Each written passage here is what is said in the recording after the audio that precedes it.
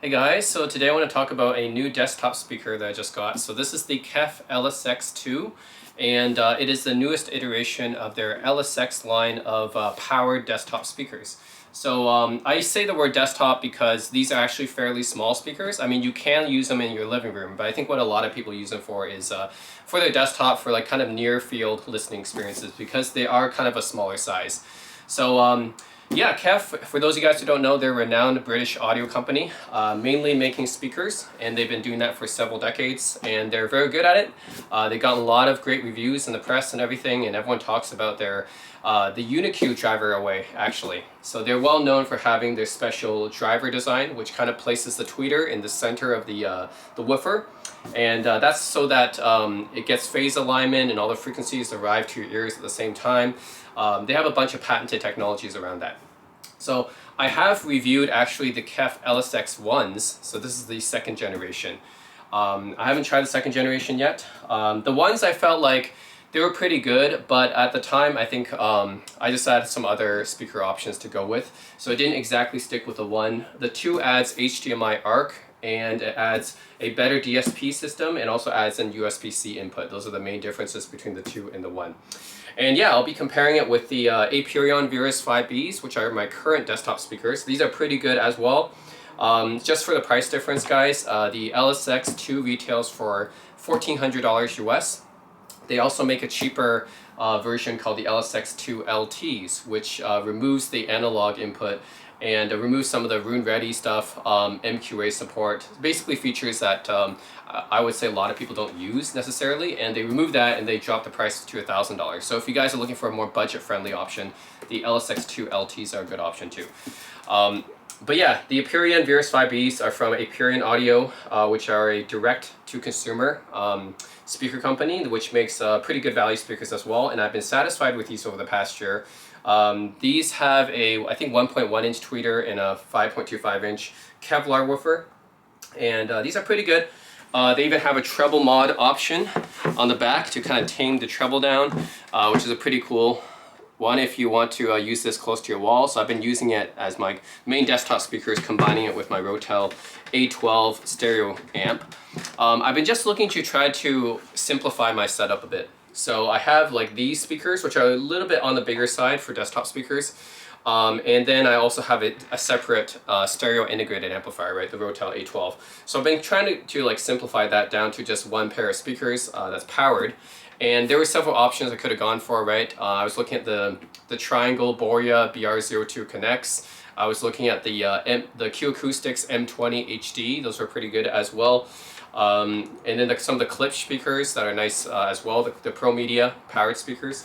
So I was looking at some of those, and I saw this one for a good deal actually online. I was just looking around, I was like, KEF is usually out of my budget, you know, because they're fairly expensive. These are $1,400 US retail, right? But I managed to find one on sale for just $650, and it's in pretty good condition. I was like, okay, why not? I'm just gonna go for this, and this is gonna be hopefully be my new desktop speaker system. Let's see if it performs well or not.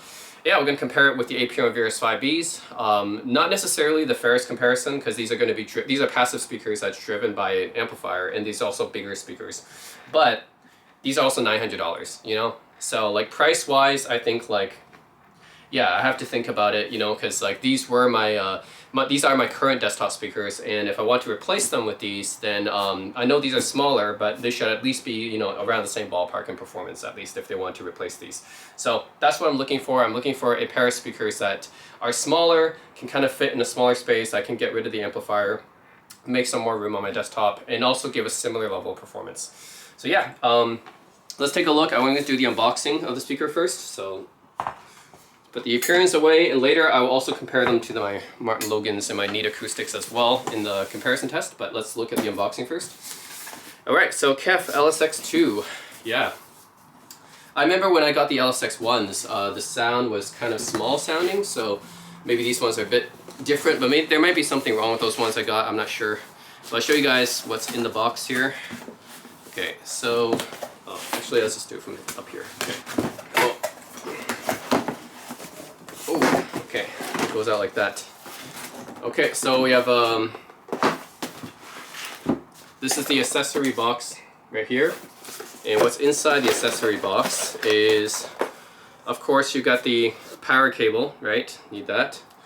And then you get a fairly long Ethernet cable. So if you want to connect this to your home network, you can do that. I don't think I'm going to, but you have a nice Ethernet cable here, RJ45. It's a pretty long one. And then you have, oh, you have two power cords. I think this is for powering each speaker. I remember KEF does this, so each speaker is powered separately. So this is like a little bit of an annoying thing. You need to have two jacks available on your outlet. So I mean, I have a power bar, it's fine, but just be aware of that. If you're getting the KEF LSX, you need to have two power outlets available because both speakers need to have their own dedicated power input. Okay, and then I got the remote. The remote is a fairly like simple remote, right? It's just got power button, a volume mute, next track, previous track, play, pause, and then volume up and down, and then left or right for navigation. So it's a fairly simple remote, I would say. I don't know if this can focus well, but yeah, that's how the remote looks like. I'm not really going to be using that because I'm going to be using it part of my desktop, so I'm not going to be far away from it. And then you got the quick start guide here.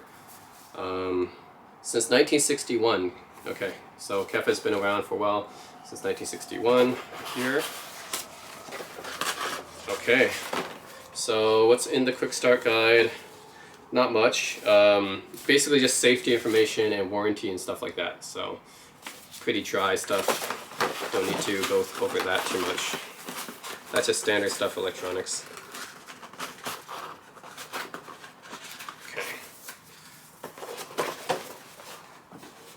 Here.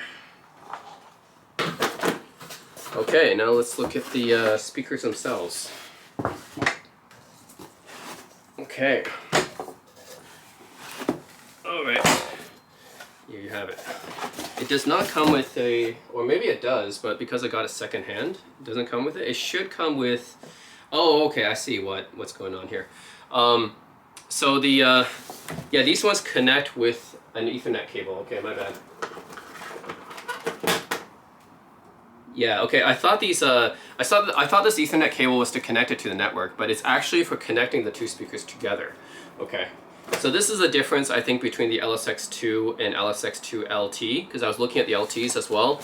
The LTs connect with a USB-C cable, and the LSX IIs connect with an Ethernet cable. That's another difference. Okay.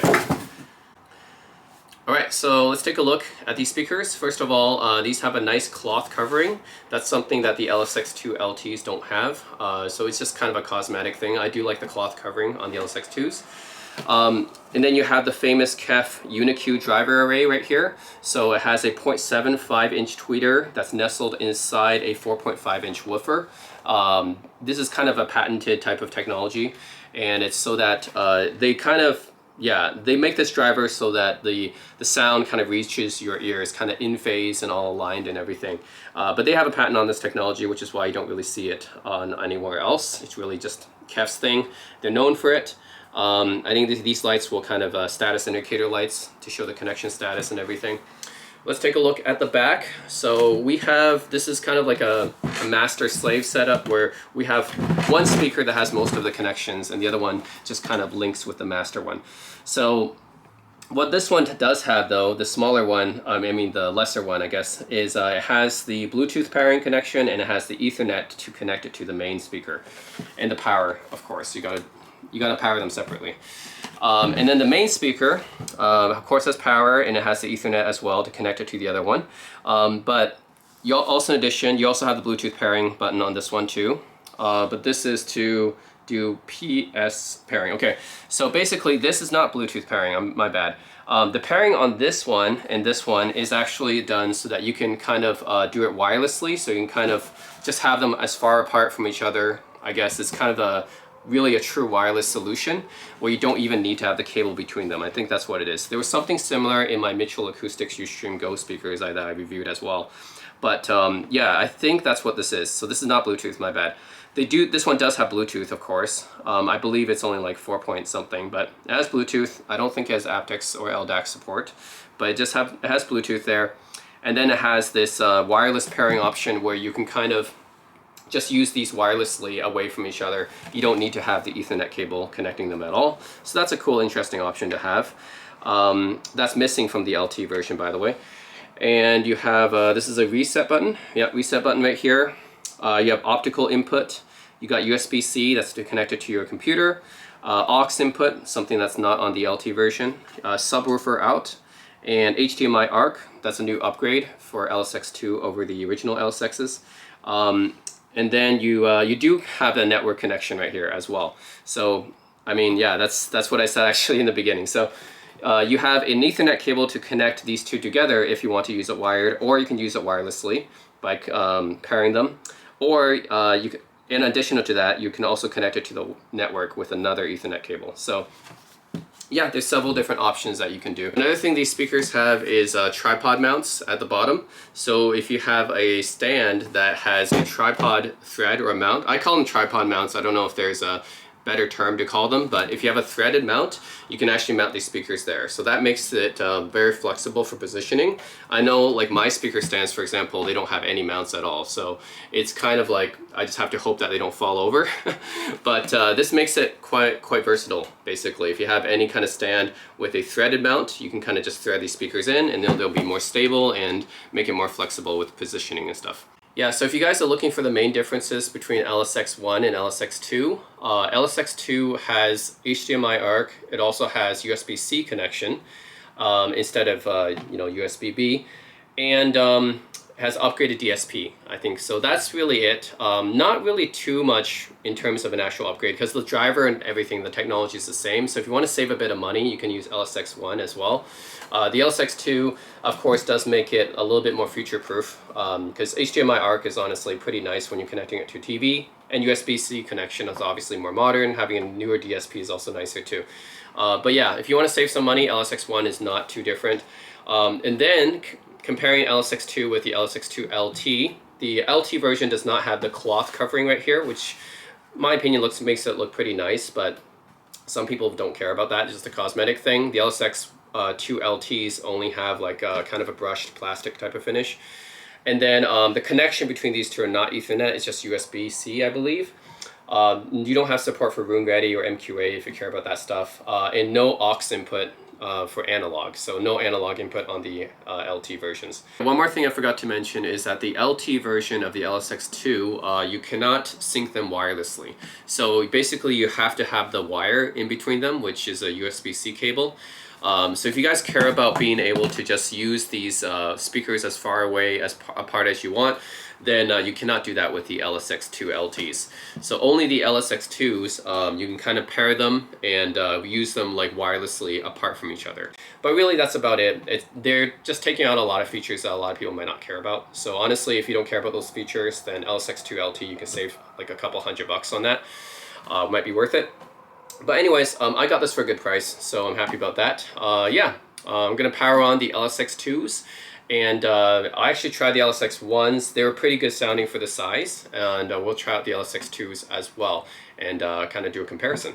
So yeah, stay tuned. I'm gonna be playing the same tracks through the LSX2s, and then comparing it with my Aperion Verus 5Bs, also comparing it with my MartinLogan B10s, which are kind of my bedroom speakers right now. And then comparing it with the Neat Acoustics Ministra, which is a lot more expensive, but I just kind of want to see how they compare anyways. Those are my main living room speakers. So yeah, we'll be comparing the LSX2s. I know these are kind of small, but they supposedly punch a lot more above their size, right? And that's why they're so expensive. They're very popular because a lot of people are like, yeah, KEF, LS50 or LSX, yeah, it's just, they're small, but they punch above their size, and we're going to compare it against the bigger size speakers, right? MartinLogan B10s, which retail for around $1,000, Aperion Verus 5Bs, which retail for around $900, and then comparing it to the more expensive $2,500 Neat Acoustics Ministra.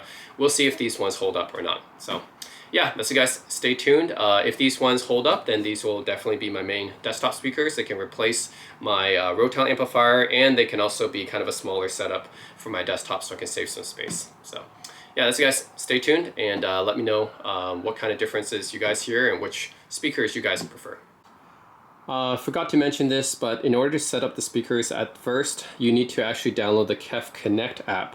Once you download the KEF Connect app, you got to create an account, sign in and everything, and then you can kind of just, yeah, then you can use the speakers and switch the inputs and yeah, play your music and everything. So yeah, here you can see that I've aux selected right now in order to do this demo, but you can connect to Bluetooth and TV, optical, USB, all these different streaming services and everything. And then yeah, this is to switch the input. This is to play music from different sources. You can add profiles and stuff, but yeah, just letting you guys know. I mean, you could use the remote as well, but I find the remote kind of basic. So if you really want to just do more stuff with the KEF speakers, and in order to actually just set it up the first time, you need to use this KEF Connect app. Oh, that's also how you adjust the speaker volume as well, because there are no volume controls on the speaker itself. You can use the remote, or you can use the app to adjust the volume on it. Would have been nice if they had it on the speaker, but nope. These are some other things that you can do when you connect it to the speaker on the app. So if you look at speaker preferences, you can change the standby mode, so you can have it automatically turn off after 30 minutes or 60 minutes. You can choose a wake-up source, Bluetooth, optical aux, so basically once you play something from those inputs, then it'll automatically wake it up. Auto switch to TV source, you can put a do not disturb standby LED, startup tone. Cable mode, you can toggle between wireless and wired. So like I said, there is the ability to use it wireless. So if you use that little pairing button, you can kind of just use them both wireless, which is nice. I have it just set to wired because no, I don't worry about any kind of connection issues, but you know, it's convenience. People can have it as far away as they want with the wireless. Well, not as far away as they want, but I guess far away enough anyways. Inverse, you can kind of flip the left and right speaker if you want for the primary. KW1 power function, I'm not sure exactly what this means. KW1 transmitter, okay. Subwoofer, you can wake the sub on startup as well. So there's some interesting settings that you can do there. Volume, of course, you can adjust that slider, or you can use the plus minus. Speaker volume sensitivity, maximum volume, wake up volume, you can adjust that. Performance, audio quality, you can change that. The streaming quality. Network quality, do a test there. You can update the speaker with a firmware update. And yeah, this is just the app settings and stuff. Remote control. I guess I have the 2nd gen remote control, right? So yeah, it's that one. Google Cast, you can actually connect it to your Google Home network, so that's pretty cool as well. So yeah, there's a couple of different things you can do using the app, and I highly recommend. In fact, I do think you do have to download the KEF Connect app, at least in order just to set up the speaker for the first time. But later on, there's a lot of settings that basically you'd want to adjust with the speaker using the app. So I highly recommend getting the app. Some other things to note, actually, you do have to press this little eye icon to kind of check this out, but the subwoofer wake sub on startup function only works with KEF subwoofers. So that's kind of an important note.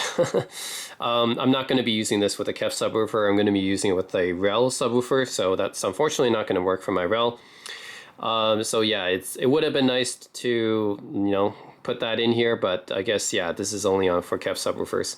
Cable mode is actually pretty important too, because if you look at this, it's not just that, hey, it's going to be connected with a cable or not, but cable mode, all audio is resampled to 96 kilohertz and 24-bit. When it's off, all audio is resampled to 48 kilohertz, 24-bit. So that's a pretty important note. If you do want the highest quality, then you actually want to use the wired mode. It's not just a convenience thing, like of having the connection and whether you or not you want a wireless or not. It's like literally better quality when it's in cable mode. So if you do want the best audio quality, I'd recommend getting it wired instead.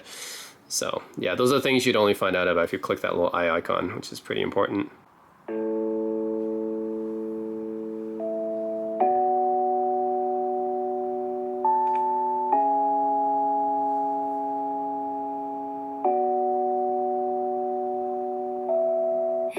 The sun is setting and you're right here by my side, and the movie is playing, but we won't be watching tonight. Every look, every touch makes me wanna give you my heart.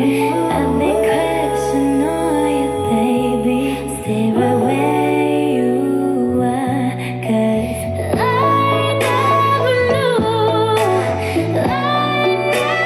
knew you could have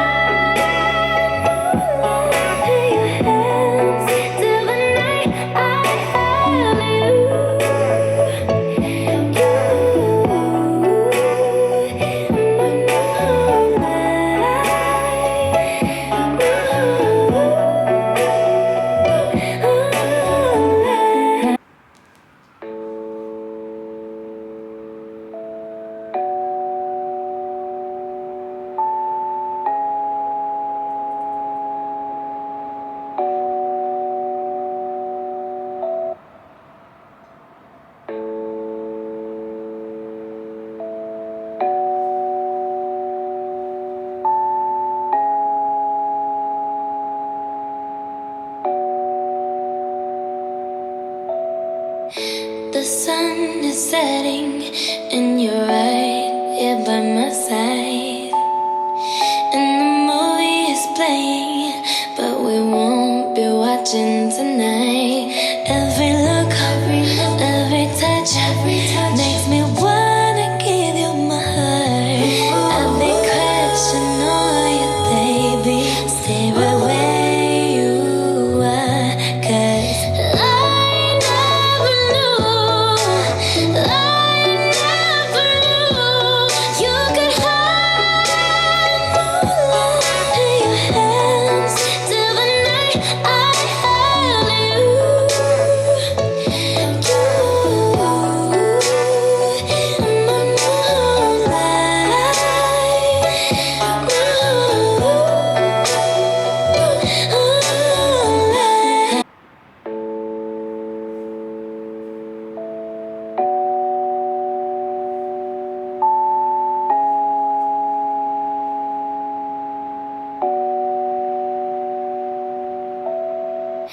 The sun is setting and you're right here by my side.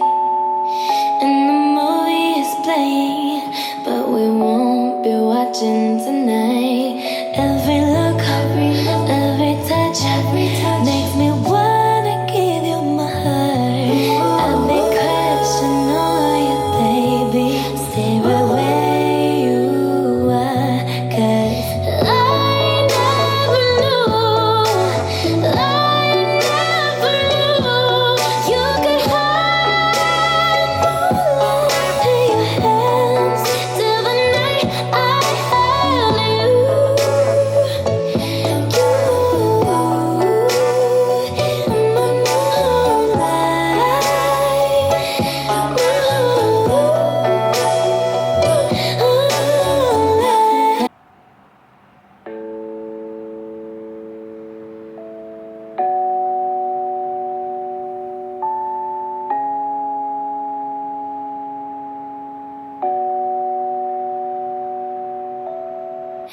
The sun is setting and you're right here by my side.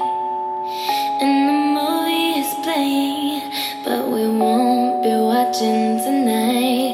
Every look, every touch makes me wanna give you my heart. I've been crashing on you, baby.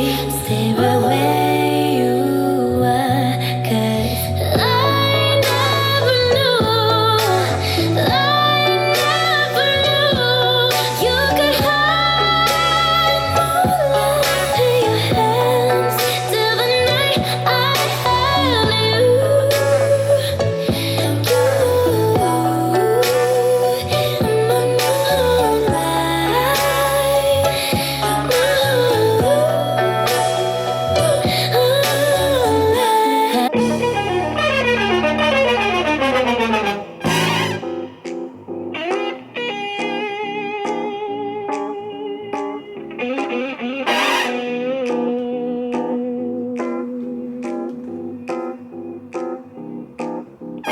Got to get you into my life, into my life. Got to get you into my life, into my life. Got to get you into my life, into my life. Got to get you into my life, into my life. Got to get you into my life, into my life.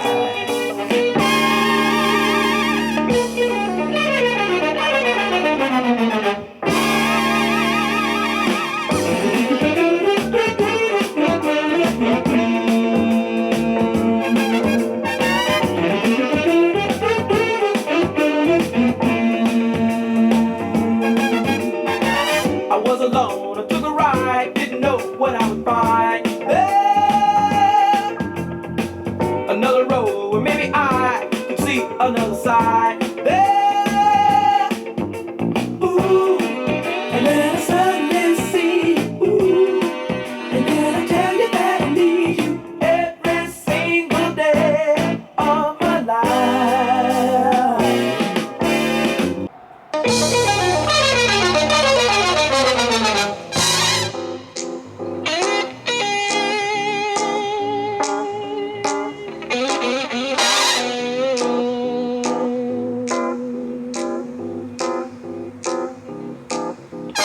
Got to get you into my life, into my life. Got to get you into my life, into my life.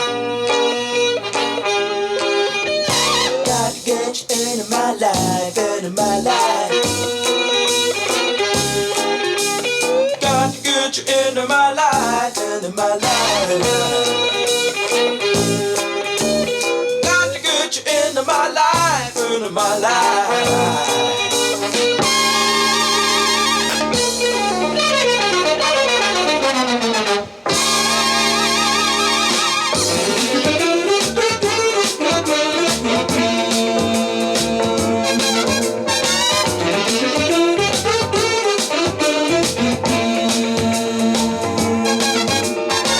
I was alone, I took a ride, didn't know what I would find. There, another road where maybe I could see another side. There, ooh, and then I suddenly see, ooh, and then I tell you that I need you every single day of my life.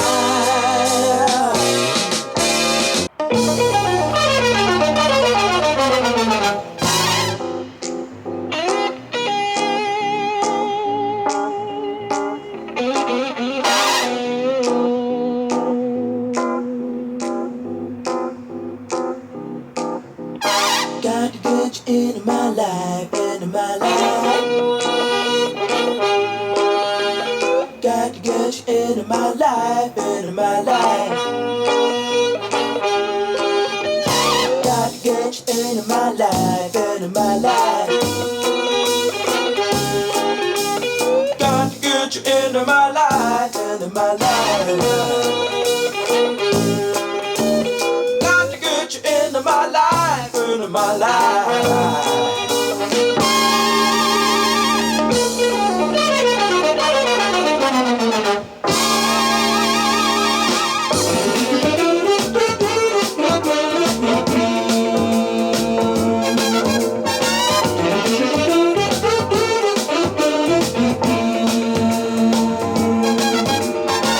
I was alone, I took a ride, didn't know what I would find. There, another road where maybe I could see another side. There, ooh, and then I suddenly see, ooh, and then I tell you that I need you every single day of my life.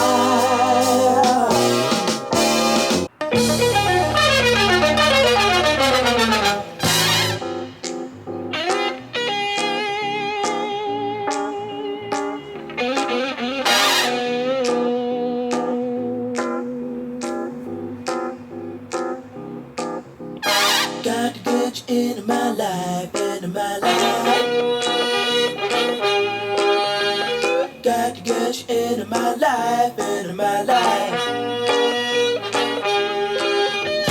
Got to get you into my life, into my life.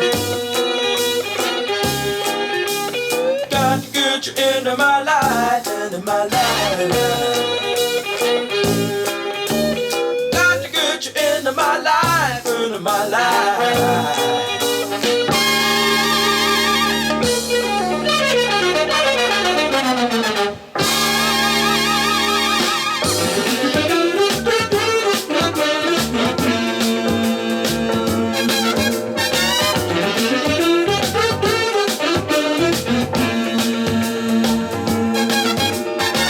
I was alone, I took a ride, didn't know what I would find. There,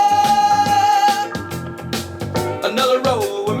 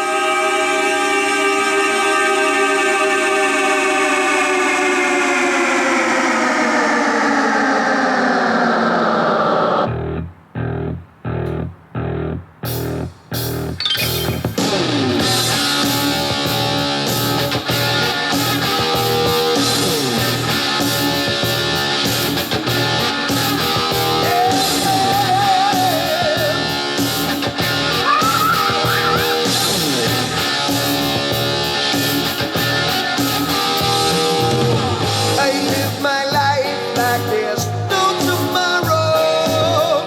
And all I've got, I had to steal. Least I don't need to beg or borrow.